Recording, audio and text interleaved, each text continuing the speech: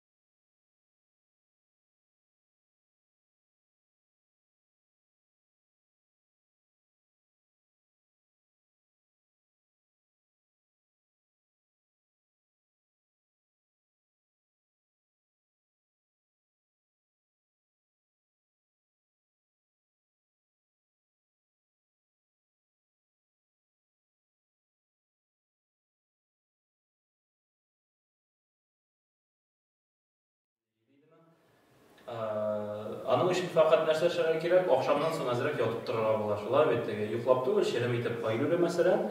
Әлбәттә, ул нежелательно булса да, ләкин әзрәк ял итеп тордың мәсәлән, уже ясыны укый аласың. Яки икендедән соң, безнең алкышның инде ял итәргә вакыты юк. Ләкин барыбер көйләргә була, шулай бит, бу нәрсәне көйләргә була, укыйм дигәндә көйләргә була. Аннан безнең бер мәсьәлә, тагын менә Хәзрәтләрдән килгән сорауларга гына мин җавап бирәм. Корбан мәсьәләсе буенча, инде безгә корбанны Рамазанның уртасында сорый башлаганнар иде.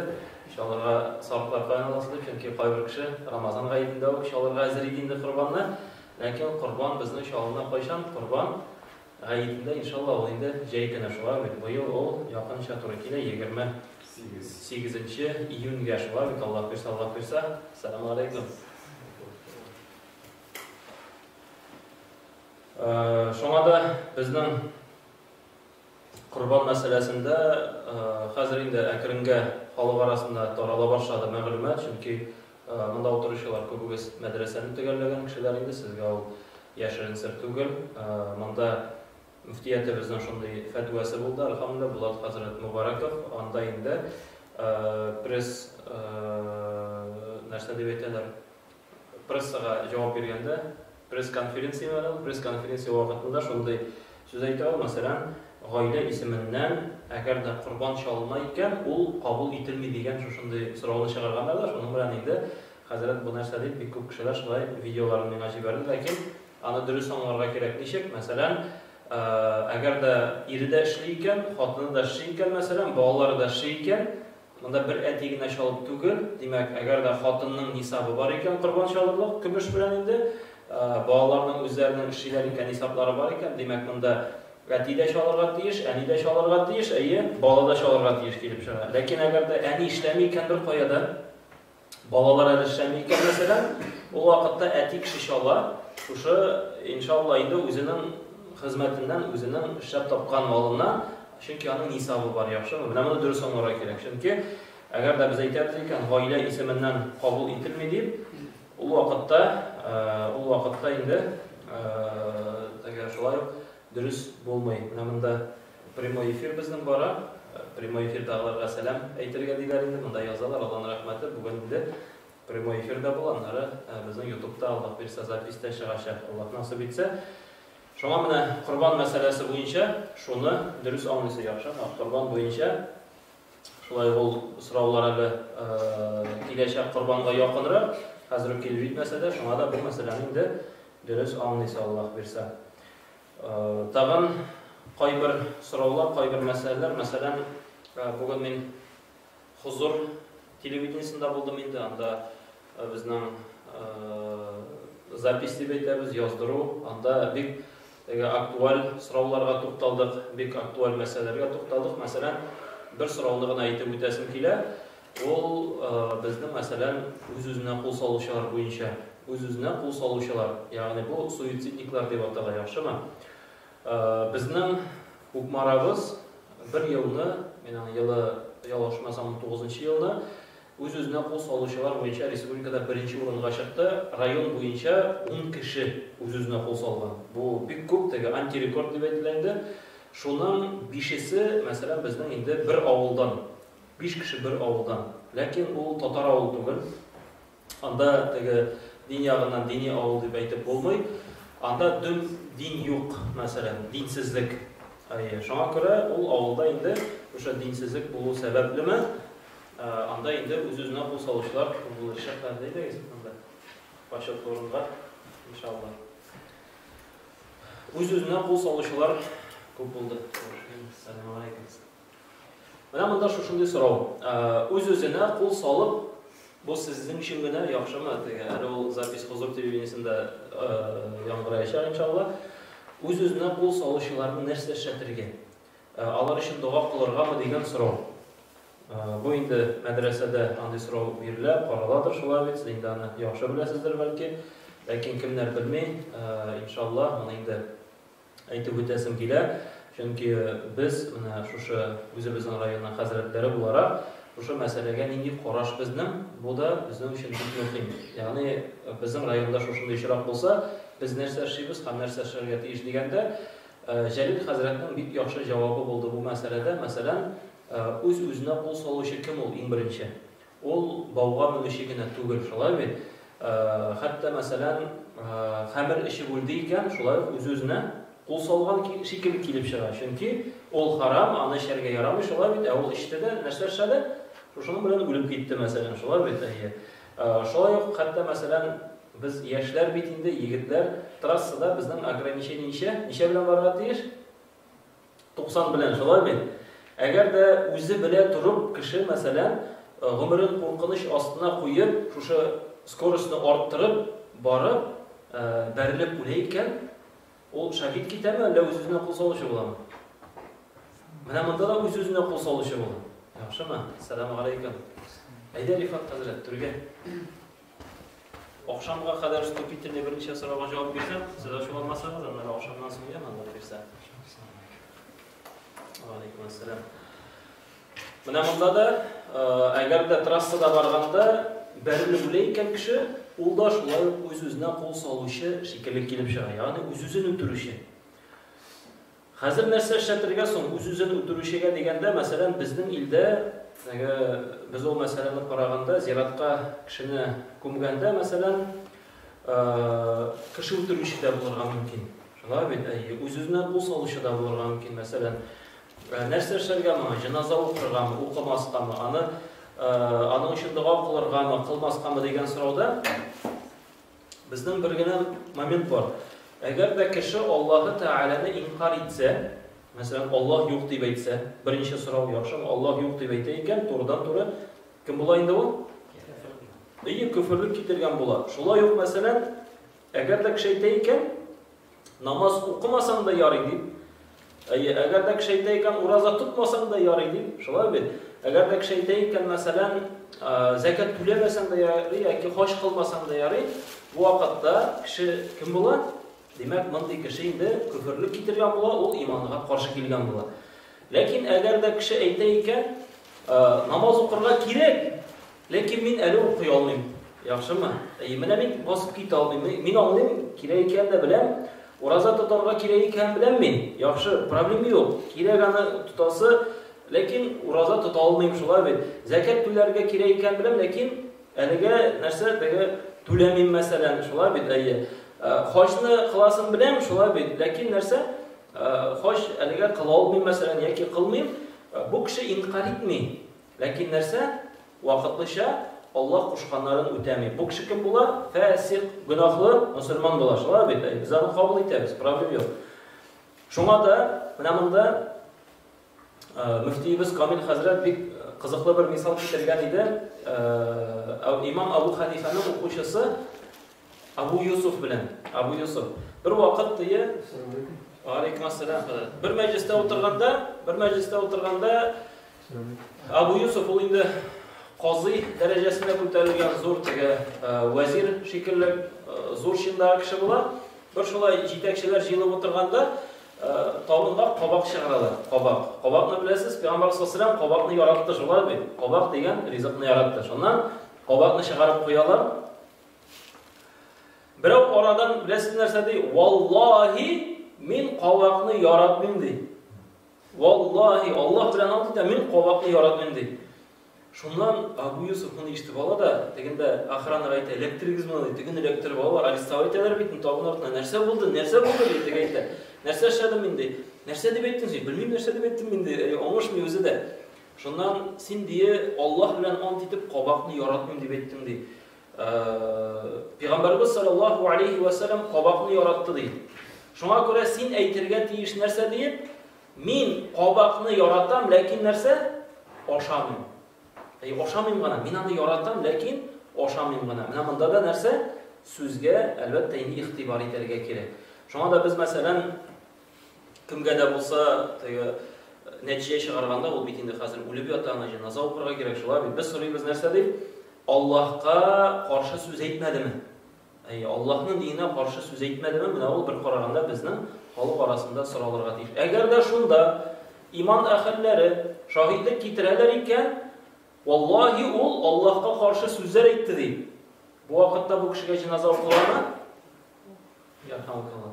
Bu kishiga janoza o'qilmay, shular bil, ham bu kishi uchun duo qilinmay. Yaxshimi? Agarda endi u shu so'zni aytmagan ekan, u bu dunyoda yashadi, bizning bilan Qur'onda o'qiganda tinglab o'tiraydi, duoda qilaydi, shular bil, namozda aytsak bosaydi, shular bil namozga problem yo'q, ularni inkor etmadi, ularni o'tadi, Allohga shamdi. Bu vaqtda uning o'limi, u endi fasiq, gunohli musulmon bo'lib o'la, inshaalloh Alloh taolo o'zi hukm etuvchi Qoziyimiz Jalil Hazrat bunda endi bir problem yo'q deydi. Biz uning uchun janozada o'qiymiz, shular bilan Alloh o'zi hukm etadi. Biz uning uchun duoda qilamiz, Alloh o'zi hukm etadi inshaalloh. Lekin narsa bu dunyodan ketuvigina faqat narsa gunohli kishi, gunohli musulmon bo'lib ketadi. Yaxshimi? Mana bu masalada. Bu bek muhim, bu bek aktual. Chunki biz hozirgi kunda masalan narsa kechiramiz deganda bizning ilda shunday vaziyat, masalan Allah saqlasin endi sug'ish degan shular bit sug'ish biz hali ortiq aniq qadar sezmaymiz, yigitlarimiz ketdi. Biz anda endi gumanitar yordamlarni iltamiz shular bit. U endi isvo deb atalsa da, lekin baribir Alloh taolo o'zi saqlasin, zo'rga ketmasin, zo'r sug'ishlar bo'lmasin shular bit. Chunki shu sug'ish masalan agarda endi u qo'yira ekan, agarda u zo'rga ketay ekan, albatta endi mening qo'rqinishim, mening afati Alloh saqlasin har birimizga kelashak shular bit. Har birimizga kelashak. Ham shu ildagi vaziyatni mana qisqacha aytaman, endi biroz chetga ketib aytaman bu masalada. Hozirgi kunda mana hali shu sug'ishqa deb, isfoga deb masalan kontraktniklarni da jiyalar, soldatlarni da jiyalar, alanda askarga tugul tanıklar narsalar butun harbiy kuchni shunda iltalaringda Alloh saqlasin shular bit. Lekin narsagina desek de bu Alloh subhanahu va taolaning bir hikmati, bir qozosi, oxiri narsa bo'lib bitar. Biz bilmaymiz shular bit, lekin biz sizning bilan endi albatta mana narsa ishlay olamiz, narsa ishladik, Alloh taolo qarshida shuning uchun javob berasiz. Mana necha ketib chog'ishtirasam kelar. Allohning rahmati g'ayib kunlarida bizning to'yish mahallasi g'ayibdan so'ng birinchi bu masalan bayram o'tkazdi shular bit. Anlari iladan so'ng xayriya mahallasi o'tkazdi. Anlari yolqinni men o'zim ilaya qadar biz Qomishli mahallasida bo'ldik, anlari Ulgu mahallasida bo'ldik, boshqa mahallalarda bek aktiv o'tkazdi shular bit bayramni. Shunda qo'ybar kishilar kelib aytadilar narsa deb, hazrat mana bir kerak bo'lsa, bir tira bo'lsa, butunisi birga bo'lsa, nechik bo'lar edi, motor bo'lar edi, tegisa bo'lar edi, mansa bo'lar, lekin jamoat hikmat narsada mana shu bayramlarning shu ishoralarning narsa ko'p bo'lganda da, ularning da masalan aktiv o'tuvida da o'z hikmati bor. Tega Sulton Sulaymon shunday bir misol keltiradi, balki qarag'aning'iz bordir. Bir vaziri bilan bozordan yurganda, tega vazir aytdi, Harare Sultan Süleyman senin kişinden kiledi yeyde bütün kişide tege bir tertipke bastırarız. Bizim bitinde kişi var diye şundan tege itenerse diye bana göresin mi diye matur şeşeklerini kızıl tüste bütün göre matur mu diye matur diye. Amında kara sarısı da var, kızılı da var, ağı da var, yeşili de var, zengeri de var, türlüsü var. Kaysı maturlar diye, tegisi maturlar diye. Tegisi maturlar. Kayda aralaşkan şular bir. Şuna göre bizden nerse, bizden hikmet, biz tege aralaşkan bulup, bütünüsün tege nerse diye diyeyim. Özümün fikrim şu olup bittiğini birisine kuştum da, bana hikmet nerse de, şu türlülük olsa da, birden bulup yaşavda yaşama. Birden bulup yaşavda. Bana tege fikre geri kayttım.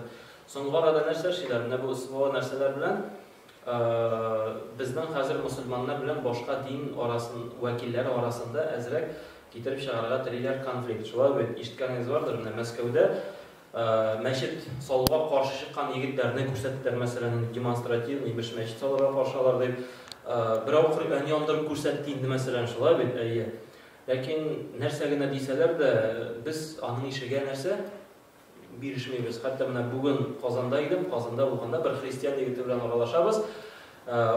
Metem sen Müslüman mı deyman? Yok, men Hristiyan deyim. Yarab metem başıma, men töbetey var beytinde. Men teolog deyman, men dinler neren. Oy, Allah'a şükür dey.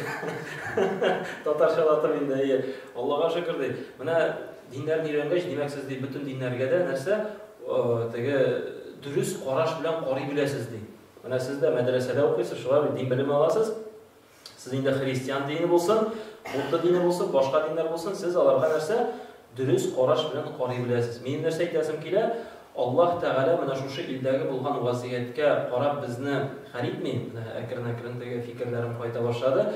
Allah Teala netice yasayacak nerse biz şu ülkede nerse kirittik. Mana beylemler boyunca da şunu ayta başladım. Allah'ın rahmeti bizning şu beylemlerde, şunday bir dağın bir avza keldi, şulay dey. Mana diye 90'lı yıllarda başka türlürek, hazır başka türlürek hikmet nerse de 90'lı yıllarda biz namaz okuşular bir-birimizni bileydi. Hazır meşitke kiremiz Allah'a şükür, haman yoğun kişiler kile, haman yoğun kişiler kile. Biz hatta bir-birimizni nerse indi bilmeybiz de Allah'a şükür. Demek nerse köplep kişi dinge kile. Allah Teala soramayacak. Allah Teala soramayacak bizden işli olmagan işimiz için Allah Teala sorayacak. Mana men dinni ko'tardim diye Allah Teala. Sen şuşunda nege ülüşünü kirttin, yaxşımı? Sen nege ülüşünü kirttin? Mesela teginde Ukrayna bilen Gretsiya'nın haller var iken Allah Teala bizden sorayacak. Sen nerse işledin şu mezgilde? Men dua kıldım, tınışlık sorab, men dua kıldım, iminlik sorab. Yetakçilerge hayırlı, ya Rabbim Allah fikirlerini sal. Indi soğuşlarını bitir, şular bit. Men dua kıldım, ya Rabbim deyip Allah karşıda nerse her birimiz cevap biri alayacak.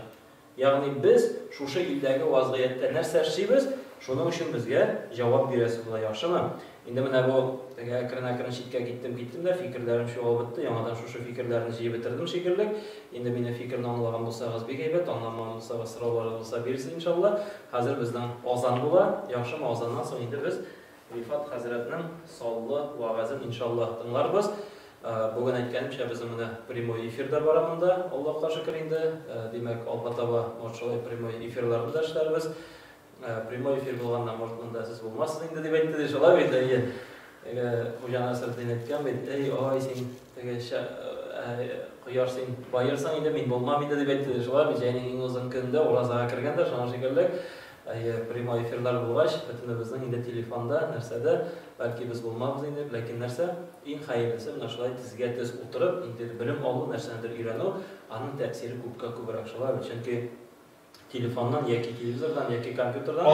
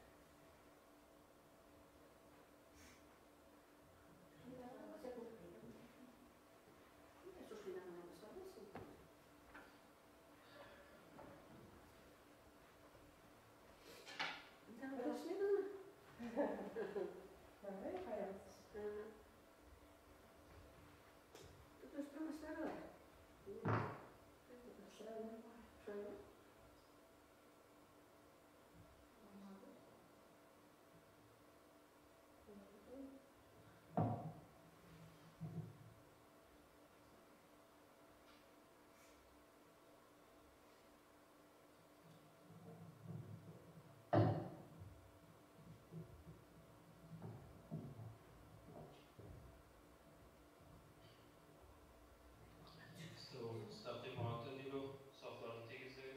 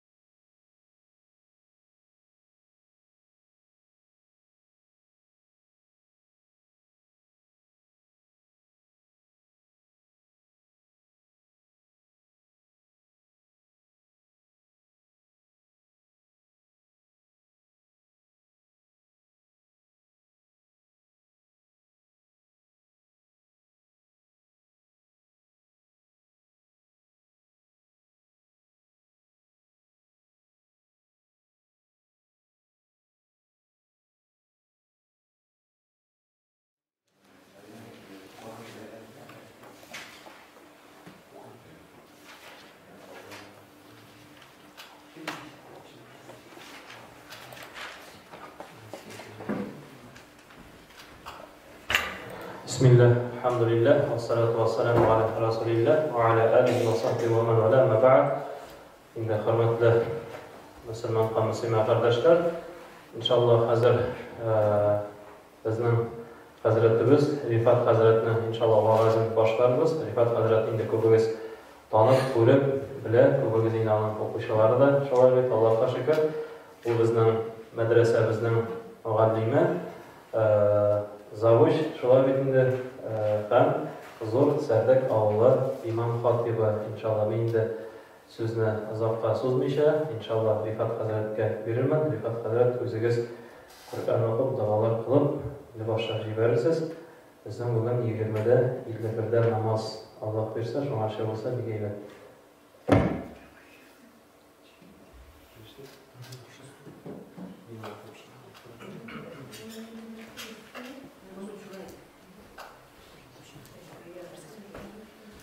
أعوذ بالله من الشيطان الرجيم بسم الله الرحمن الرحيم الحمد لله رب العالمين الرحمن الرحيم مالك يوم الدين إياك نعبد وإياك نستعين اهدنا الصراط المستقيم صراط الذين أنعمت عليهم غير المغضوب عليهم ولا الضالين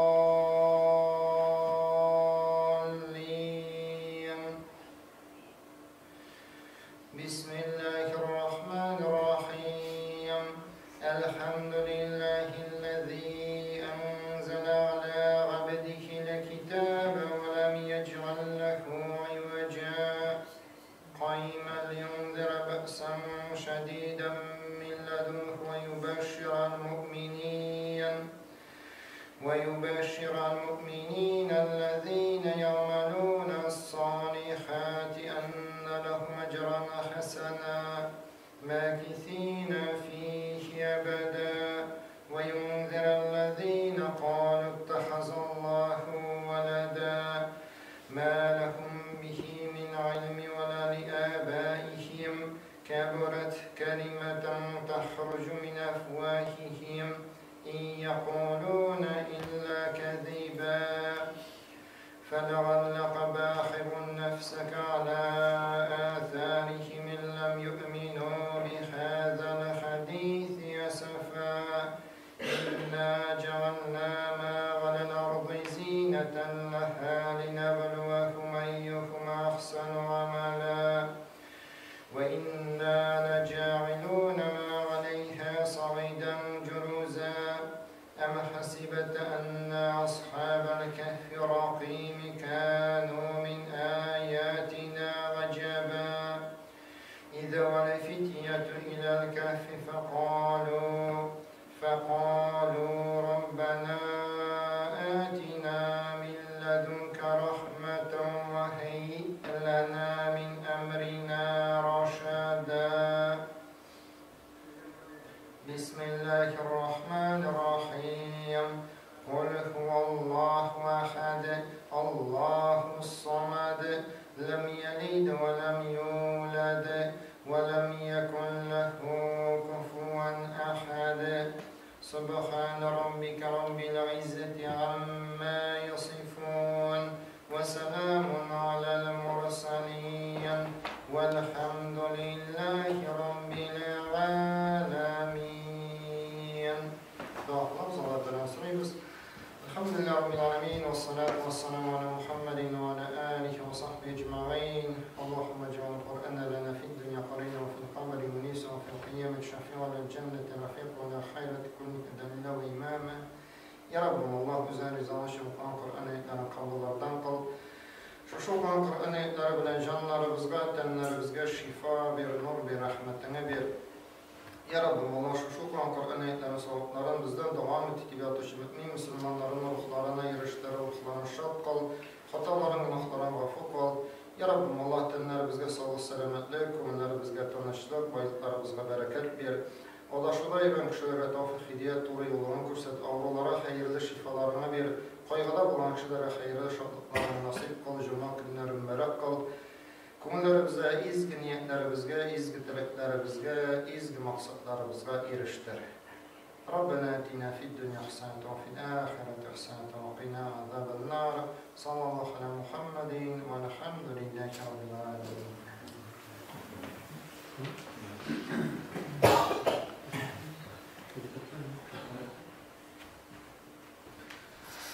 الحمد لله رب العالمين والصلاة والسلام على محمد وعلى آله وصحبه أجمعين.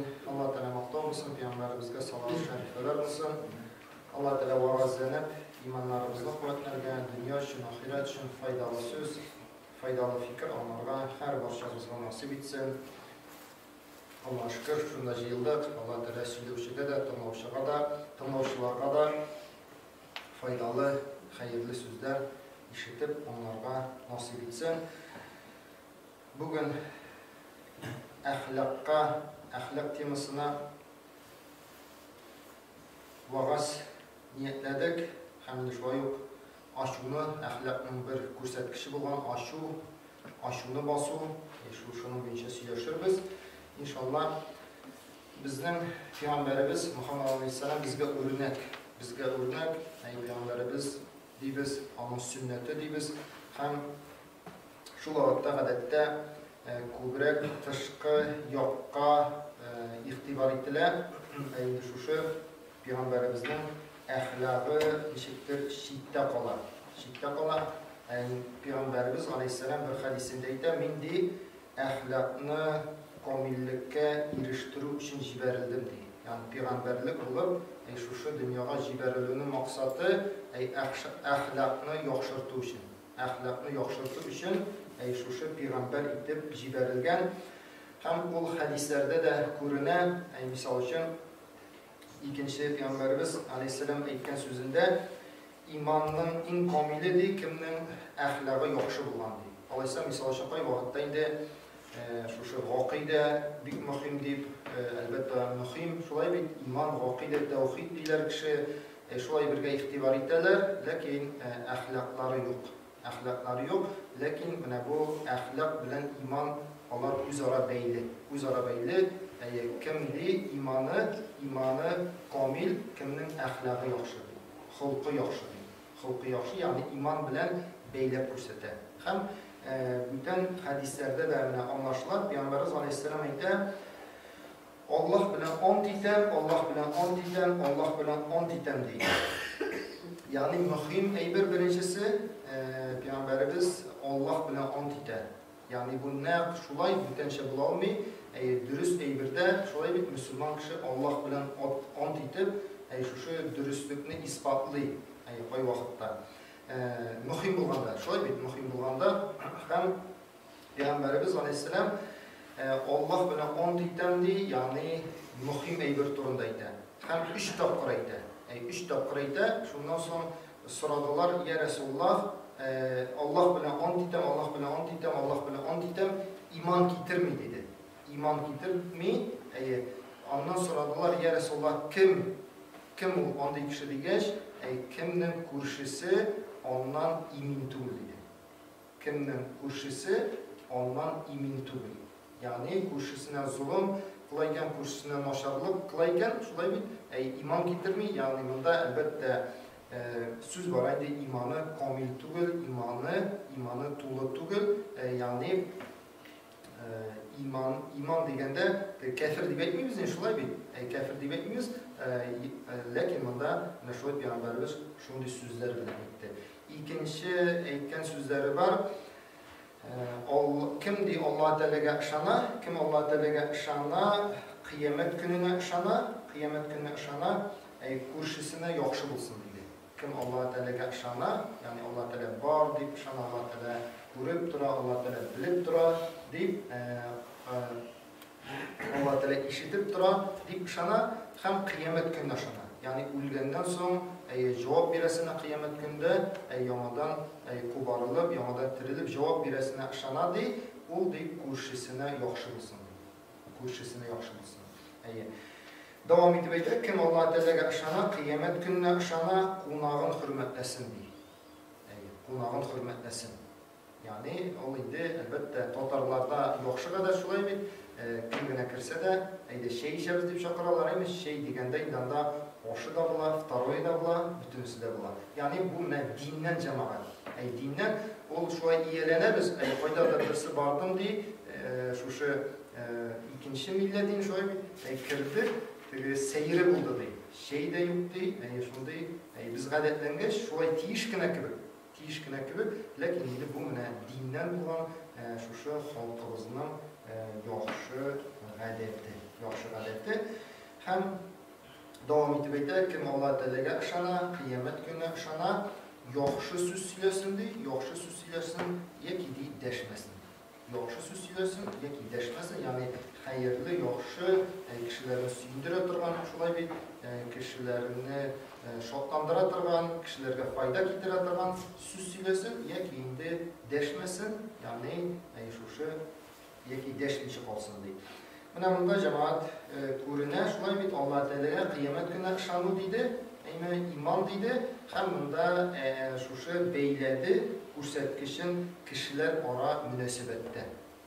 İmanın kursetkişi kişiler ara bilen münasebette, hem elbette şulay cemaat. Misal için kişi şulay namaz okurga mümkün, tüngü namazlar okurga mümkün, üsteme urazalar tuturga mümkün, gıybedetler kılırga mümkün, bu bir kişilerge görülmeyin.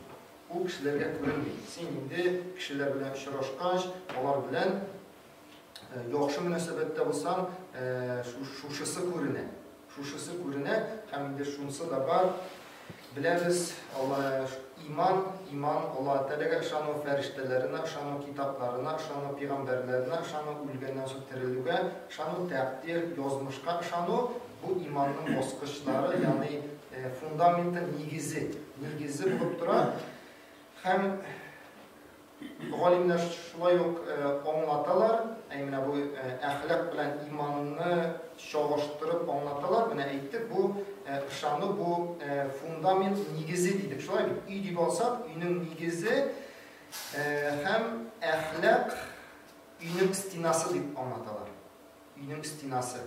Hem indi, misal için, eğer ahlak noşar olsa, kişinin ahlakı noşar olsa, yani istina dedik. İstinada Krişini olsa, istinada yorula başlasa, gayib istinada mı iken? Yeki nigizde mi iken? Nigizde bir şolay bir. Mine kişindi, min yok, şunday imanlı, şunday güçlü imanlı, min şunday izgi, takva deyip yürüp, üzerinde edepsiz bispiri değişik olsayımı, bu indi imanda da şundayına diyen söz. Yani bunun kursetkişi ahlakta görüneşek. İmanın kursetkişi ahlakta görüneşek. Hatta indi cemaat ahlak şulay yok tüp bulgan gıybedetlerini olsak da onlar da şu ahlakını düzeltü için. Ahlakını düzeltü için muhim bulgan namaz şulay bir kıyamet günde birinci sıralaşar amel İslam dininin bir bağlanası bulup durar. Hem şu turda Kur'an'da Allah Teala'da Euzubillahimineşşeytanirracim İnne's-salate tenha anil fahşai vel munkar dedi. Şöyle bir şınlıkta namaz okuşusun noşar, bozuk amellerden tıyıp durar dedi. Şınlıkta namaz okuşunu, yani namaz kişinin düzeltirge değil. Şöyle bir madayla anlaşıla noşar, bozuk işlerden tıyıp durar. Yani şulay namaz bizden ahlakımızı, xulqimizni yaxshirta. Qanikan şulay bir bir kundagina düzelip bulmuş şulay bir kundagina düzelip bulmuş. Lakin şu vaxtda misal için 10 yıl, 20'şer yıl namaz okup da kişinin şu günahları haram bulgan, aşık haram bulgan günahlardan tıyılmayken bunun namazında indi şirk var diye. Şöyle bir namaz, Allah Teala aldalamıyor bir şöyle bir namaz, buzuk, noşar amellerden tıya. Eğer indi kişi uza 10 20'şer yıl namaz okup, buzuk ameller kılayken, şuna göre namazı düzeltmegen iken, Allah Teala düzeltebilir diye beytebilir. Şöyle bir, Allah Teala dürüst etmeyi diye beyte almıyoruz. Normal şuşu indi Allah Teala sözü dürüst. Şuşu namaz düzeltmeyken onun namazında indi şirk var deyip de eyteler. Şulay qarasak, zekat, uraza, hoş amelleri kılsak da onda da şuşu ahlak bilen beyli uraza takvalıkka eriştirir dedi. Leallekum tettakun dedi. Şulay bir tane şuşu Allah Teala'nın namaz okup siz izgilikке erişirsiniz. Yani Allah Teala takva bulursunuz. Allah Teala'nın izgi kişilerinden bulursunuz deyip şuşu Allah Teala eğitti. Hoşda da şulay onu buzuk kim hoş olsa buzuk sözlerden, buzuk amellerden yırak bulsun deyip Allah Teala. Kur'an ayetinde şulay bir. Onda da indi şuşu ahlak noşar bulayken hoşnun kabulluğuna şulay onu tesiriydi. Ahlak dedi, hamide ahlak, yaxşı ahlaklı bulu degende ahlak sıfatları көп. Bugün tutalası kile aşığını basığa. Üzüme de qağılan, üzümde aşık tiz şanan koyabilir. Bilesiz. Şuna göre şu aşığını basığı doğrunda tutalıb gidesi kile. Sabır etip qalı aşık bilgende elbette pek mühim. Şunu bilen şaştırgablar maşinada tormuz bilen. Tuttap qormasam, vaxtında tormuzga basmasam, Allah saqlasan kişini beldirgen mümkün, yekindi maşina bilen, ikinci maşina bilen beldirgen mümkün, yekindi buruluşta bulsa, şöyle bir eğlenip cennetke gidergen mümkün sırası. Çünkü Lalif Hazret qağide bilsa indi olay bulmuş, şöyle bir tormuz tutmasa indi bunda. Tormuz tutmasa şöyle bir. Şuna göre şuşu tuttap qalı. Aşık ilgende tuttap qalı, şuşu tuttap qalmasam avariya bula, yani kerekmegen söz eytip taşlarga mümkün, kerekmegen amel qılıp taşlarga mümkün, hem şuşunun bilen ziyan, kişilerge ziyan kitiresin, hem de ahir şekilde o ziyan kitirişi, öz-özüne ziyan kitirişi bulasın. Öz-özüne ziyan kitirişi bulasın. Hem elbette kimdendir aşığı psixi şararga mümkün. Misal için oş tuzlu olsa da. Her bir kişinin şuşu mentalitet, yani türlü kişi türlü yaşlı bit. Koy bir kişi bik tanış, şitten qarasa indi tormuz desek ile şöyle bit. Kim indi misal için bik kızı şöyle bit. Yani kızı kişi için tegisi bik ekerin gibi. Şöyle bit. İndi ekerin kişi için kimdir indi bik kızı gibi görünen. Bik kızı gibi görünen. Kimdir indi misal için abiyet 12'deki abiyet 4'te hazırlap birseler de o indi tanış bulamam mümkün. Benim gibi. Bugün indi sizin gibi şöyle bit.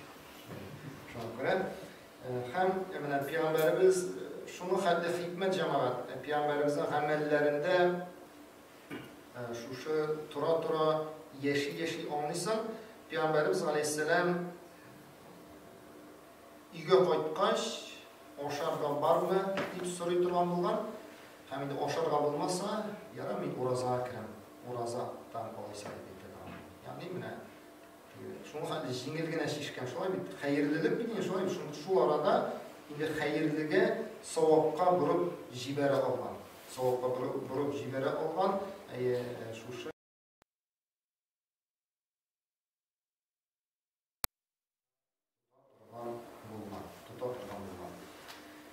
aşı kişinin aşı şarga mümkün sebepleri şuşu dereceli kişi, misal için dereceli kişi onun derecesini kimdir düşürür. Kişi indi özün bir okullu sanıyor, şulay bit. Onun okullu iken kimdir indi kabul etip jitkirmedi. Şulay bit. Şu an indi aşığı kider. Aşığı kidergen mümkün. Indi gurur kişi, indi kimdir tekebbür. Şulay bit. Dünyanın üzeri bulup yürüyüp. Şulay bit. Bunda daha bir dünyanın üzeri kilip çıktı karşına. Maşina bilen. Şulay bit. İndi bunda elbette indi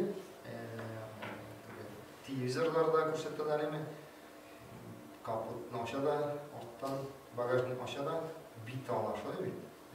Çünkü bu elbette şu kişinin derecesi tekebbürlüğüne kimdir qoğula yaki onun okulu deyip sanışılaydı şu vaxtda indi onun aşığı çıkıp tegi kişiге söz bilenme, amel bilenme noşarlık, zulüm kılırga mümkün. Şulay bir sebebi bahsleşu. Şulay oyunda bahsga kirip gitsem o sizde de buladır idi, bir yaşakta bahsga kirip gitsem dürüst bulsa da kişi tuttuysa kilmeyi. Çünkü jingiluşu bular. Dürüst iken bile, dürüst iken özünün haksız, dürüst başlağında dürüst başlıyor, ondan indi kilip çığa, o dürüst tübülliği aşıqlanar. Şöyle bir, hazır indi yortısına barıp jittin bir, şöyle bir kırışırsın, hazır indi bunda ortqa çıksan jingiluşu bulasın. Şöyle bir jingiluşu bulasın, tekebbürlük, gururluk, hem indi kerekmegen, bu şaratta indi kişide tekebbürlük varlıkka kile, şöyle bir, o indi jingilmesi için şu sözün birmeyin. Hem indi elbette tüy kişinin aşığı kileşe indi. Bu yeşil degen eybirine, bu zengerdi, şöyle mi? Baltonik taturu normalni şöyle mi? O indi aşığı kilemesi, yeşil degen eybirine, bu indi zenger dibette. Hem indi kişi şundan aşığı çıkan, şu adilsizlikke karşı şöyle mi? Hem Peygamberimiz Aleyhisselam bir muhkem sözleri var. Cennet kırıyında iyi vaqda idemdi. Kim bahsden dürüst bulsa da bahsden tuttu. Cennet kırıyında iyi vaqda idem. Kim dürüst bulsa da bahsden tuttu. Buna söyleştik miydi? Bahsga kirip gitkeş, şu bir kişide bir işesi kilmeyi şulay şu vaqtda indi aşık ile düşmanlıkka gide, adette indi bahs hayırlı değil cemaat. Siz özünüz de bilesiniz, onda bahsda adette jinguşu bulmayı, ama indi şu vaxtında tuttap qalu elbette muhim. Şuna cennet kırıyında ilk kirek olsa şöyle bir koyuvalda derste de şuna isketçiri varız. Cemaat kimge cennette ilk kirek iyi güne tüzik cennetke disindeydi. Bahsden tuttarga joylu bula. Devam edip eyde cennetinin ortasında iyi vaqda edendi. Yani Peygamber'in vaqda etkeş bu indi hak şöyle bir cemaat. Cennetinin ortasında iyi vaqda edendi. Kim şoyarıp da aldalamaydı. Yani Peygamberimizden Aleyhisselam korasak da Peygamberimiz aldalaganda da Peygamberimiz şoyarganda da aldalamagan. Şoyarganda da Peygamberimiz aldalamagan. Şöyle bir misal için bir sıkıyla diye bir elimi yani. Peygamberimiz Aleyhisselam eyte sana diyenin bolasın bir elimi. Diyenin bolasın. Birisi eyte min diye bolası bilen nerse şimin dedi. Peygamberimiz eyte min sana zor diye bir elimidir. Lakin buna bitinde bir diyenin bolası. Şöyle bir. Bu da bir diyenin bolası. Eğilişi kusada indi bolası diyenin. Diyeden tuğan yani. Diyeden tuğan deyip Peygamberimiz şoyarganda da oldalamagan. Hem cennetin en yukarı ölüşünde değil, cennetin en yukarı ölüşünde iyi vaqda edendi, kim yaxşı xuluqlu, şu kişiye cennetin en yukarı ölüşünde iyi vaqda edendi. Yani yaxşı xuluqlu bu elbette o büyük muhim. Şöyle bir Peygamberimiz süyündürüp eyte, şunday Peygamberimiz Aleyhisselam şunday koy bir hadisler kumulga bir gerek yatışlı. Misal için Sizge de şuydur indi o üyleden son yoklap alı sünnet. Yani savaplı şöyle bir. Üzüm yoklap yatarsan şöyle bir üzerine de savapta yazılar. Şöyle bir. Kim o şey şükride uraza tutup sabır itüşü gibi savap buladı. Kim o şey şükride yani o şeysan şükridesin şöyle bir şükridesin ol uraza tutup sabır itüşü gibi ecir savap buladı. Bunda cemaat dürüst olarak gerekindi. Rifat Hazara şu ayette ve Ramazan ayında o şükür magazini şu ayette. O şükür bunda söz var ayında. Şükür itiminde de şükür itkende de eytesikinde bana Ramazan ayı uzak bitti ve şu ayette şükür itu elhamdülillah skoduğuna duasını okup gitti ul deyip etmesiydim. Ul deyip etmesiydim. Bana Uraza tuttu Allah'a şükür şöyle bir kiş bilen ağız açtık, iftar kıldık. Ayımına şu bir gerekte issiq günlerde şöyle bir ozan buldu, iftar kılasın, su içesin, yemiş aşıysan, ondağı şükür, o şükür gibi eskide. Onda elhamdülillah o ızvuşit. Şöyle bir. Şunu dedik, şın kumuldan çıkar. Şın kumuldan çıkar. Gadeti günde de şulay şın kumuldan rahmetli bulurlar, şın kumuldan şükür iterge bu şulay yok big mahim çalar. Big mahim. Hem şulay kim yaxşı xuluqlu tünlerin Peygamberimiz Aleyhisselam'da kim yaxşı xuluqlu tünlerin namaz okuşu, gündüzlerin uraza tutuşu derecesinde savapqa erişir. Kim yaxşı xuluqlu tünlerin namaz okuşu, yani teheccüd, tüngü namaz şulay bir, isteme namaz, en savaplı namaz, farz namazlardan sonra şulay bir, hem gündüzlerin uraza tutuşu. Burada da söz var, nefil urazası şulay bir, farz Ramazan urazası değil. Şankırı dürüst anlarga, hem bu, hem de cennetin üskü ölüşünde deydi şulay bir, iyi vaqdaydan kim yaxşı xuluqlu, yaxşı əxlaqlı deyib eydi. Bəhəs dedik, bəhəs yani şulay tuttan mühim bir ir bilen xotun baralar. Uramdan qarıylar bir kuş sayırı. Şunda indi ir eyte qara deyilişik motor sayırı deyil, kuş deyil. Yani indi o xotun eyte yani bunda indi Tatarca anlatıp bu indi ireyte indi ota kuş indi motor sayırı deyil. Xotun eyte yok deyil ona kuş deyil. İreyte yok ota kuş deyil. Xotun eyte yok ona kuş deyil. Şok deyil aynı şu beni ayrılışına varıcı biner mi? Şundan sonra indi tanışlanarlar. Yani bir neçe yıldan sonra iske düşürüp şu vakıyanı iri söz başlayıb. Bu hatta deyil baraydı. Kuş sayırı idi deyil. Şunda deyil bəhəsləşdik deyil. Men ota kuş deyib etdim deyil. Xotun deyil yok deyil ona kuş idi o deyil. Yok ota kuş deyil, yok ona kuş idi. Bəhəsləşib idi. Yara aysa talaq sana. Yani yok qana bəhəs şöyle bir. Bu indi düm mühim tügül. Düm mühim tügül. Lakin şeytan şu aşu bilen şeytan kişi bilen uynay. Aşu kilgende şuna alimler aytadilar. Nişek bilen bola oyunşuk bilen uynay.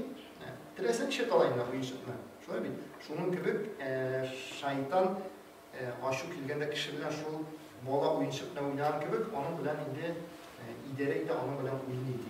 Yani şu vakitte indi anlaşılan kişi kirekmegen sözler eyte kirekmegen ameller kılan sonuna elbette hüküne turgan bulan. Şuna yok bir sebebi şoyaru bunda da misal için kişi yani kim misal şoyartıp nersedir eytesi. Şunsu da var ihtibar men şuna ihtibar edem koy bir prikalistlar var aymen gel yoratalar prikalos iterge şoyarı aymen lakin üzerinden qarata şoyarsan ukkelep de koyarlar. Bulay ulisin mi demine kişi şoyara aymen üzü kişiden şoyaraydı külü, yani kimsitmiş külüğünde diyeydik, özü küter aldı. Özü küter aldı, tam indiminde da şolay yok kişinin türlü haleti bulurga mümkün. Misal için koysa bir gününü keyif düşken bulurga mümkün mi? Yuqana süzden kişiye көңіліне қодала, көңіліне тие. Misal үшін қой сөргінні әлде нәрселер айтырға мүмкін кіші. İhtibарда айтмайсың, қой сөргінні юқ қына бір сөз кішінің көңіліне қодаларға мүмкін, кішіге тәсір етерге мүмкін. Мұнда шулай қой ғылы уақытты болырға мүмкін кішінің, шуңа көре, мұнда әлбәтте İhtibарlı bulurga. Elbette indi Peygamberimiz de ettik, şoyargan şolay bit. Peygamberimiz şoyargan, şolay indi külgönler de, hatta indi İslam deyinde de şunday koraş, şunday grozny bulasa, şunday Müslüman, şunday seriozny, şunday bulasa demeyim. Lakin Peygamberimiz Aleyhisselam yılmaygan, külgön, hatta indi kozuk tişleri, yani ortağı tişleri görüngen şolay. Bu yılmayganda bitin ne var? Көрінме бетін шолай бит, әйінді лайттырып, yani тіш көрінсін үшін күлірге керек хат әйінді шондай Ғұмар ибн Хаттаб күлгенде хатта орыққа олып кете тұрған болған. Шонға сүйініштен күліп орыққа олып кете тұрған болған. Бұл әлбәтте шойару яқшы шолай бит, ләкин үпкәләтмей кішіні үпкәләтмәслек дәрәҗәдә шояру дөрес була. Bir сәхабә шулай шояра торган була. Финик сатучыга бара да, Мөхәммәд пәйгамбәр ди, синнән финик алырга кушты, кешеләрне сыйлыйсы килә ди. Шулай кала да кешеләргә өләшә торган була. Һәм инде шулай bir вакытны Peygamberimiz şu müracaatinde finik satışı ya Resulullah değil mi? Yani senin isminden şüphelendiği finik olmalıydı. Senin sayısan değil mi? Hem de Peygamberimiz yılmaya da indi tuli. Yokşasın hem şöyle birinci mertebe şöyle kovaklanan şöyle. Peygamberimiz indi aşulandı. Şöyle mi? Aşulandı. Yani okşasın tuli.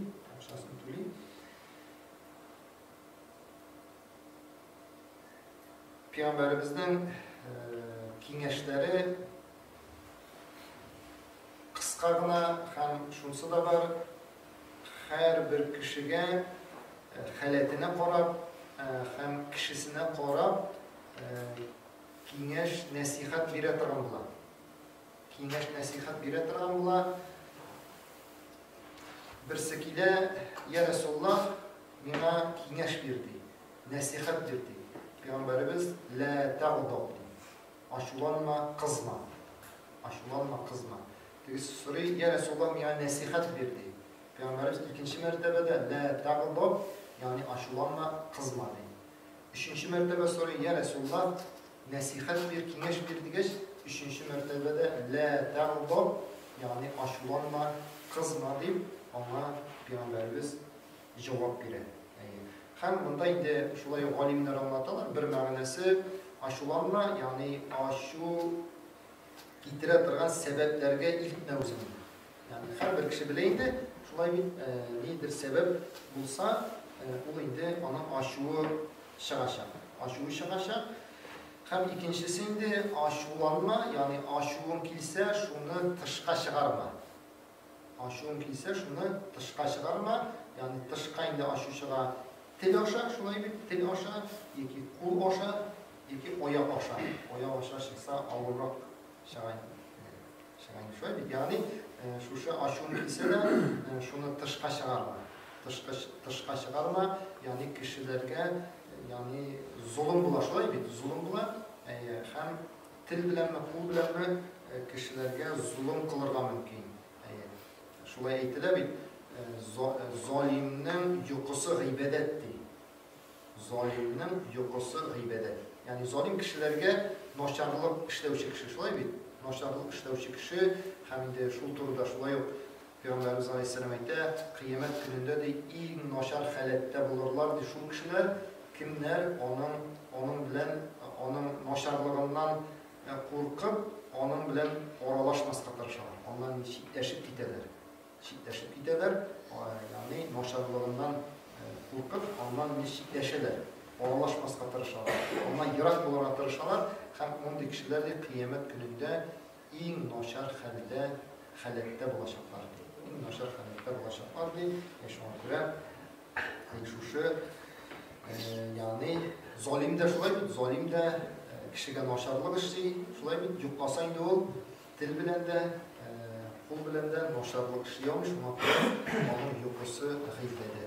Yuqusu g'ibede. Hem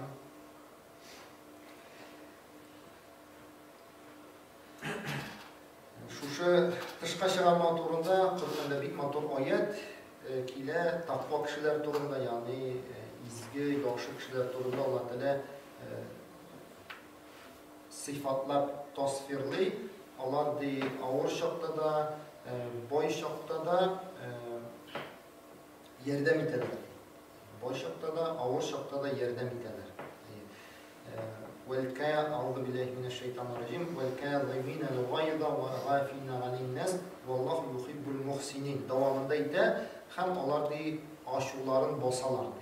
Aşuların bosalar, aşuların yutalar desek de bunlar şöyle bir hem kişilerini gafu iteler, hem Allah Teala yaxşılık işlevçilerini yaratar. Allah Teala yaxşılık işlevçilerini yaratar. Bu ayet bilen beyli bir neçe rivayet var. Birisi şulay hizmetçisi oş alıp gile. Hem yolğuş, issi oşunu tugub jibere, hem onun bolasını pişire. Hem de yani bolası pişti oşunda. Hem de şunda yolğuş değil elbette. Şöyle bir yolğuş.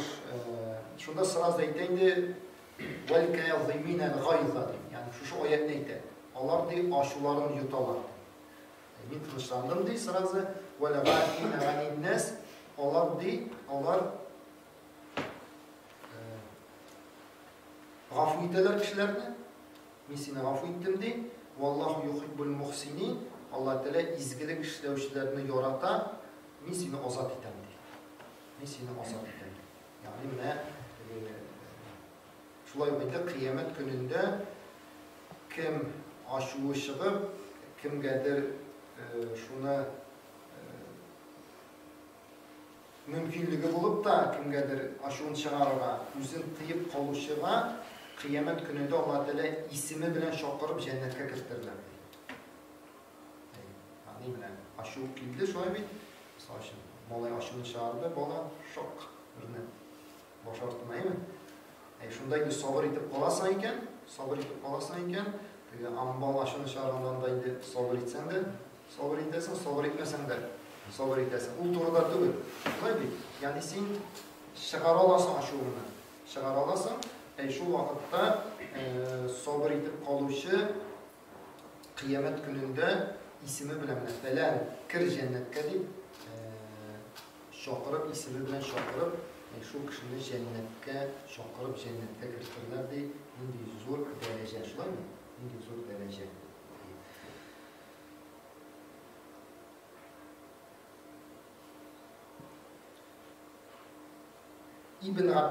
Abdullah İbn Abbas en galim sahabelerinin birisi şulay bin şunu yana birisi kile hamamı noşar sözler etip aşulana. Bu tanışkına tınap dura da hem sana da birey yerden gerek tugulmadı. Sana nişik yerden gidip yani korşu nersedir. Korşu da kışkırmıyor, korşu da etmiyor, korşu da cevap vermiyor mi? Sana nişik birey yerden gerek mi? Birey yerden midesi yok mu sana? Birisi de indi bu yolu boşanlayıp gidip var. Şuna indi sınıfta galim kişi terbiyelegen şulay mı kişi? Terbiyelegen kişi. Hem indi aşı çıksan işlerge. Papoşki papişini mi? çıksan işlerge. Aşı çıksan işlerge elbette indi birinci şöyle bir Allah'tan yerdem sorarlar. Şöyle bir Allah'tan yerdem sorarlar. Hem yani Euzubillahimineşşeytanirracim deyip eytirgen. Şöyle mi? Peygamberimiz bunda da bir hikmetli cemaat. Şu üzümünün de uz vakitinde sıra otuğan idi. Şu hadis boyunca Peygamberimiz Aleyhisselam yolunda iki kişi bahsleşeler. Bahsleşeler, kızıp giderler. Hem şunda Peygamberimiz Aleyhisselam ise mindi şundi sözlerini bilen eğer bu aşılanışkan kişiler şunu etseler o indi tanışlanacak. Euzubillahimineşşeytanirracim diyen sözler. Eğer şu sözler neyse o tanışlanacak. O sözler Euzubillahimineşşeytanirracim yani Allah'tan şeytanın zararından Allah'a sığınan şöyle mi? Manası. Ben şuşan boyunca soru tuğanıyım. Çep etmedim iken özüne. Değil mi? Bunda da alimler anlatıp ettiler. Şuşu aşılı şokta, onun bir de aşılı çıktı hazır. Aşılı şokta indi eğitmezke kişiye. Aşılı şokta eğitmezke çünkü indi o daha da kızıp giderge bir sebep bular. Bunda da Peygamberimiz şunu usta psikolog var. Bir hikmet bilen şu meseleni şişe olan. Şöyle bir misal için anlaşılabildiğinde üzerinde sizin de aşı çıkan vardır indi. Birinci mertebe olsa değil mi? Aşı çıkandayım düzeltse, xotun bir gerekte düzeltsen değil mi? Değil mi? Bu için düzeltmesin indi o. Düzeltmesin değil mi? Şu an göre şöyle xotun aşı çıkanda da indi düzeltmezken indi bu için. Düzeltmezken şöyle bir o aşını kovartırlarına bir sebep olan. Yani şu an göre Peygamberimiz ona etmeyi, misal için eğit alır mı? Euzubillahimineşşeytanirracim deyip et de var. Yok Peygamberimiz şu vaada ders bile bu dem kişilerge o şunu sözler bile eğer şu söz neyse bu o indi tanışlanacak deyip bunda ders birdi sahabelerge okuşularına şöyle bir ders birdi ama ikinci vakit belki indi ona da eğitkenler de sonunda tanışlanacak şöyle bir aşı vakitinde indirişi Euzubillahimineşşeytanirracim deyip eytu Allah'tan yerdem soralı. İkinci Peygamberimizden hadisi eğer birinizden aşık ise eğer basıp dursa deyip otursun deyip. Eğer basıp dursa otursun, alayda aşık bitmese yatsın deyip. Alayda aşık yani tanışlanması alayda yatsın deyip. Eminimde de cemaat hadigine sözler bulay parağında. Hemminde de zor hikmetler ya da şöyle bir misal için kişinin aşığı geldi, baskan gelir şimdi o soğuk jiber alayım mı, ibib jiber alayım mı? Yani aşığın tışkaşlarında joylu otursun değil, oturmuş bir kul jitmiyor değil mi? Peki yarar, baka sutmayayım turası gelmediğinde, basası gelmediğinde bir baskaşkına sugarmın değil, baskaş vurun turgamır. Yani bunda bir hikmeti şu otursun diye, olayda aşı basılmazsa yatsın diye. Yani yatsın. Bunda da cemaat şöyle alimler anlatırlar. Birincisi palajini yani haletini özgertme. Basıp durayı, oturup duraydı, yattı. O bitmene aşı şulay. Yani misal için şu oyunda bile aşık ilde çıkıp giderek gerek. Şöyle bir çıkıp giderek gerek. O kişiye nersedir eğitmesin için, nersedir yani ziyan olmasın için çıkıp giderek gerek. Bunda da bir hikmeti haletini özgertti. Aşık da şöyle bir misal için bir kişi mesela sana noşar söz eğitti. Bunda indi boşta eğlene başladı. Kara değil. Bina şöyle bir benim gibi halim kişiye şöyle deyip edip durabilir. Çünkü eğlene zoraya şöyle. Minva şöyle deyip edip kara. Bu bit mingga şo deyip turadi. Komanda tege urşi deb aytdik men deymi zo'raya. Komanda qiza boshlaydi kishi. Tege. Shu uy. Amanda shu mana ikkinchi hadisda taharat olsin deydi. Şoy misol uchun chiqasan, sen taharat olsin, уже unda yuvasan, kran ochasan, unda yoki уже sening uying tege eylana turgan aborot deb aytdikmi, mikrob kabi urşi deb aytdikmi? Fikir ikinciga ko'shib, mana bu ashu sunuga sebep bo'ladi. Ashuning bituvine, kiyinuvine sebep bo'ladi. Birinchisi halatni o'zgartirish. Halatni o'zgartirish. İkincisi yotsin deganda, ya'ni kishi bosib turganda bulay bit endi, shoy bit. Zo'r bo'lib turasan.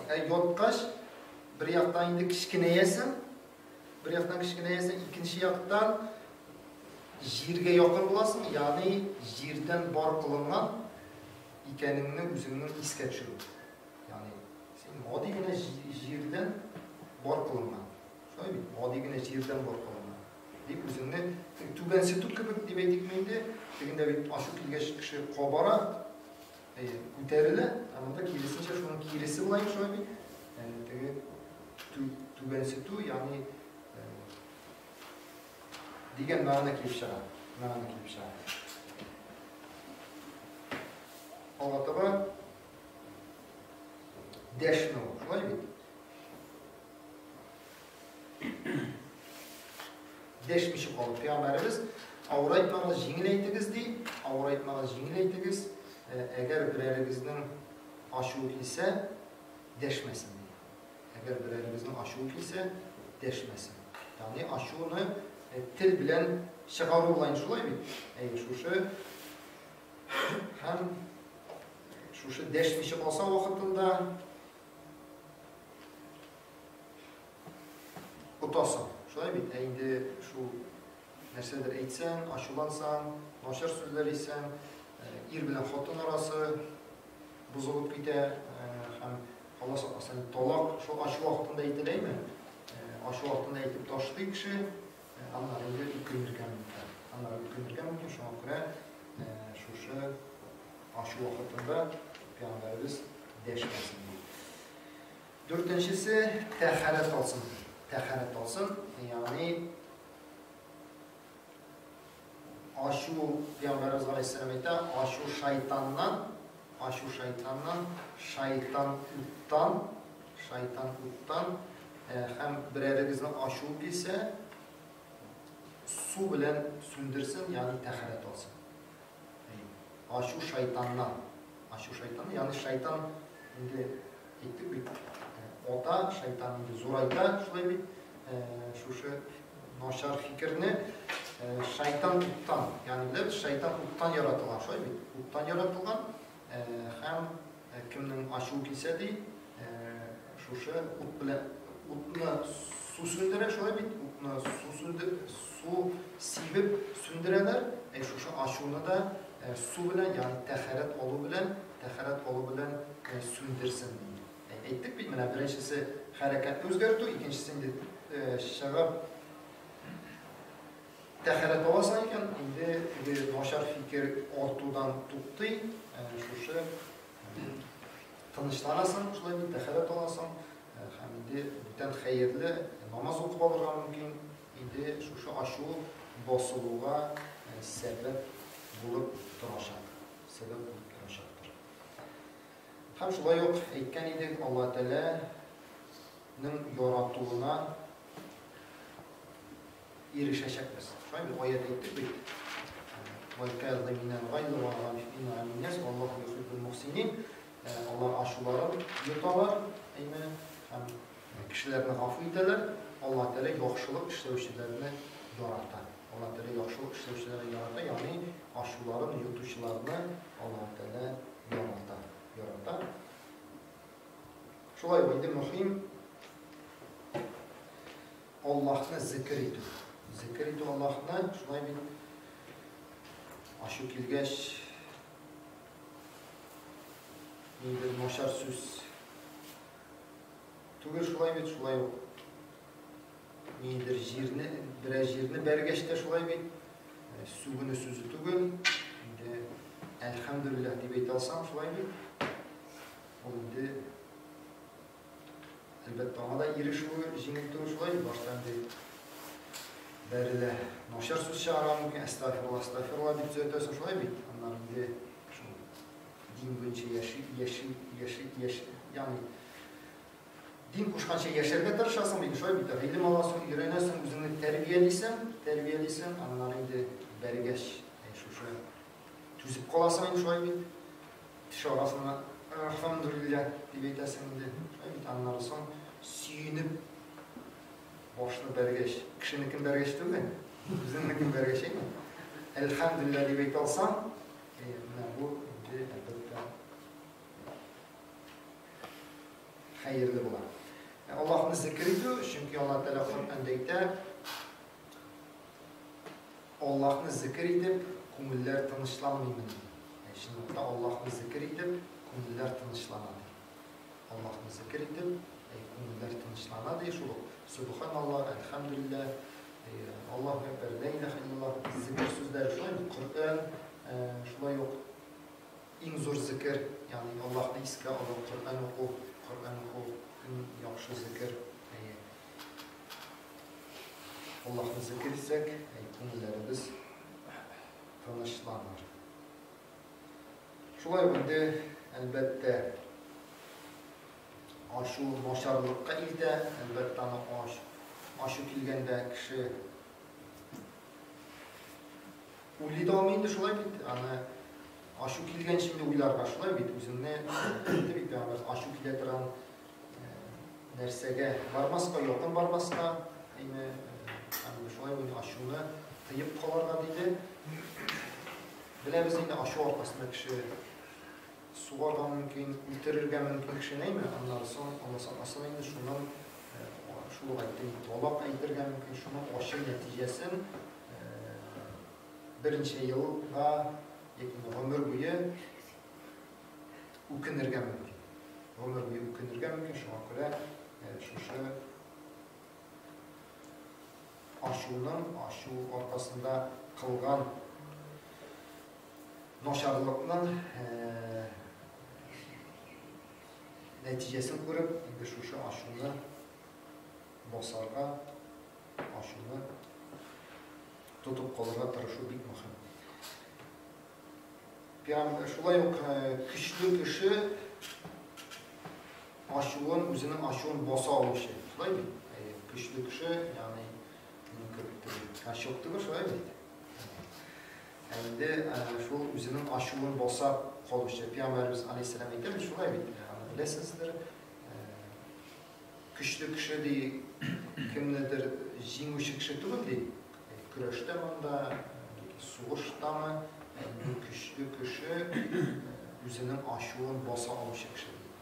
Elbette ama güç gerek şöyle bir Şınapta aşını basıp olunca söyledik bir ahlaklı bulu eybet, aynı savaplı dedik.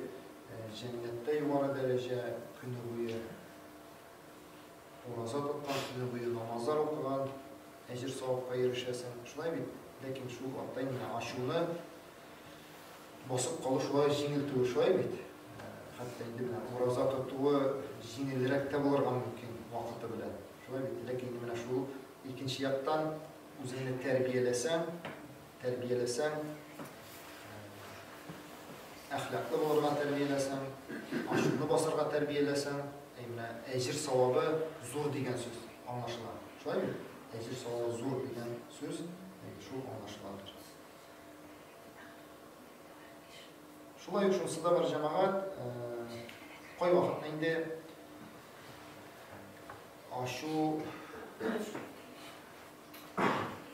aşı çıkarga mümkün, koy vakitda adilsizlik için. Lakin bunda şunsu var, Peygamberimiz Aleyhisselam bir vakitte da özü için uş olmalı. Misal için şuluk. Mekke'de yani Peygamber bulgaç kişilerini dinge çakıra başlamış, ondan küleyler şulay bir mıskıllılar. secdede vakitte diyor şeyleri şuna bir secdede vakitte üstüne koyarlar Fatıma kızı şundan onu şeylerini alıp onu kutkara bile biz Medine'ye kuşa hem sonundan 10 günlük asker bilen Mekke'ye geri kaytaşlar idi. Mekke'ye geri kayta hem şunda Mekke'ye girgende o kavutlanan Peygamberimiz şöyle boşun igen hatta indi onun neyine Oska ot muyununa hatlı şulay tiyer timez kire. Yani ona mıskıladılar şöyle tabii ki umumlu asker bilen kire misal için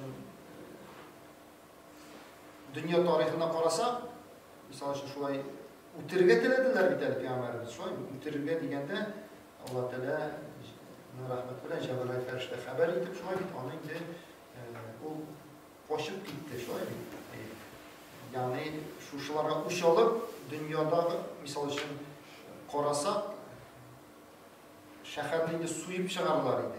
Suyup çıkarlar idi işte. Şöyle bir şuşu uç alıp. Lakin Peygamberimiz Aleyhisselam şunu başını yiyip girdi. Bu Allah'ın rahmetidir. Yani o irişti deyip, min deyip, tekebbürlenip girmedi. Girmedi şöyle bir tübençilikli revişte şulay şehirge girdi. Şehirge girdi. Hem bu biliriz şunun arkasında hem de sonra kişilerin jide şulay bir nerse uyluysunuz sizden işletem digeç sizin merhametli kişinin bolası digeç siz azat dedi. Siz bütünüz azat yani onlarını aşılamadı da uçta olmadı onlarını eşeklikleri iske düşürüp aşılamadı da hem de şunun neticesinde Peygamber günü şulay işliyorlardı. Şulay bir hem şunun neticesinde Mekke halkı İslam dini kabul etti. Yani Peygamberimizin şurada merhametliliğini kurup şu Mekke halkı bütünüsü diyerdik şulay bitti. Yani İslam dinini kabul ettiler. Yani şu Peygamberimizin merhametliliğini kurup. Lakin de şu vakitte Peygamberimiz koy vakitte aşulandı şulay bitti. Onun aşulanında bitleri kızarıp çıkardı bittiler şulay bitti. Yani onun aşulanmanı bitine çıkıp sahabeler iskalalar. Bir vakitte misal için birisi eyver uğurlay, dereceli kişi buna şuna Peygamberimiz Aleyhisselam'a kilip ettiler. Resulullah afu idikmenle digeç Peygamberimiz büyük aşulandı. Yani Allah'ın hükmüne karşı çıkasın mı diyen mağnada şulay bir yok değil hatta kızım Fatıma uğurlasa indi ona da ceza verecek. Aşulanmış şulay böyle bir vakitte bir sahabe namazda uzun süreler okuyor. Bir sahabe şunda indi düzmüşü namazdan bulundu da Peygamberimiz yanına vardı. Ya Resulullah falan değil, namazda değil, uzun süreler okuyor. Biz indi oru biteriz. Peygamberimiz onu şakırttırdı, hem deydi, sen nişepsiz değil kişilerini dinden şiddeştiresiz. Yani kişilerine niçin ağırlık getiresiz?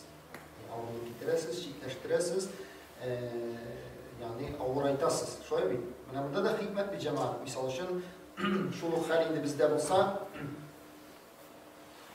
namazdan bulunup kimdir kildi şöyle bir. Onun üzerine ele geçen indi. Şöyle bir. Sinirse namazdan bulunup kildi. Takva bu. Falan fesmetten şöyle bir. Lakin Peygamberimiz Allah Teala'nın aşulandı. Onun bitine şırkanıydı. Dinden niçin kişilerini şiddeştiririz. Yani burada dinge ziyan kiler şolay bit. Onu siz miken? Dinge ziyan kiler. Onda da dürüst olarak kiler. Hamidu kinge şiddet etti. Duha gibi, Leyl, A'la, yani Kur'an'da qarasağın yortu bitten ezgine artık yortu bitlik surelerinden is kaldı. Ne, şuşalarını okuyacağız deyip kengeş etti. Yani bundan söz var mı? Şulay oyunda dürüst olarak gerek. Kevser kulfu Allah bilen diyen söz tüge şulay bil. Lakin şu altta indi uzun güne okuyanda Peygamberimiz hatta indi birisi tüm gün namazda şulay bil. Peygamberimiz Aleyhisselam'da uyup okudu, Bakara'nı okudu, Hakikler bilgilerden değil, onları Gimran'a kuştu şulay bil. Yani uzun güne okuyanda uzun itib okurga rahim edi. Rahim edi, lakin de imam bulup kişiler bilen okuyanda şamanı bilirler gerek. Peygamberimiz şulay aytdı bit. Aleyhisselam namazını indi uzunlara aytып okuysa kiladi, lakin orta bola yılanan tovuş işitemdi. Bola yılanan tovuş işitem hamide en iyisi namazda basıp dura bit şulay bit. Bolasını yuvat almayı Kunguli indanın bolasında şöyle, bolası yılı. En iyisi burşuladır deyip namazını indi uzun ayıpmıydı. Uzun ayıpmıydı. Bunda da şulay yok, bir yaklayın, şulay yok hatun kızlar namazga kilgen bulup çıkar şulay beydi. Bolaların da yelendirir için, şu Peygamberimiz bir Kur'an'da şu kişinin haline kire. Kişinin haline kire, din için bulanda Peygamberimiz aşulanma. Üzerine kalmağında Peygamberimiz aşulanmadan, yani kuş olmadan. Bunda da şu noktalara gerek, şu merhametlik durumda da bir şunday hikmetli itib anlatılar. Merhametlik ol kişiye faydalı eybir, yeki kişiye ziyanlı eybirini anlatır. Merhametlik bulaş idi, bütün nersege riza bulup turu tugul. Bunda da dürüst onlara gelir. Merhametlik bulaş, kişi bütün nersege de riza bulup turu tugul. Indi merhametlik ol kişiye faydalı eybirini eytu, yeki kişiye ziyanlı bulgan eybirini eytu. Şunu oyunda odigine konasak, bunu şaştırığa bulamına kişikine bola, misal için pişakka vurdu. 2-3 yaşlık indi o anlamayın. Bunda indi merhametlik bula, pişağını alıp. Hem indi o bolağa okşamıyor, o jılı yaşar. Ama okşamıyor bitinde, onun senin pişağını aldı. O bitin anlamayın, lakin indi o var ve yılı. Bunda indi merhametlik, yılatma oldu deyip, merhametli bulan bir yılatmayayım deyip pişağını birsen, indi o, bunda merhametlik bulunu girisi. Merhametsizlik bu, o ziyan salsa. Ziyan salırgan mümkün şolay mı? Şulu indi misal için kişikine balalarını namazga öndögende yekindi namazga uyapkanda namaz okudu beykende merhametlik bulayın namaz okurga eytir şolay mı? Ama şamaska mümkün şolay mı?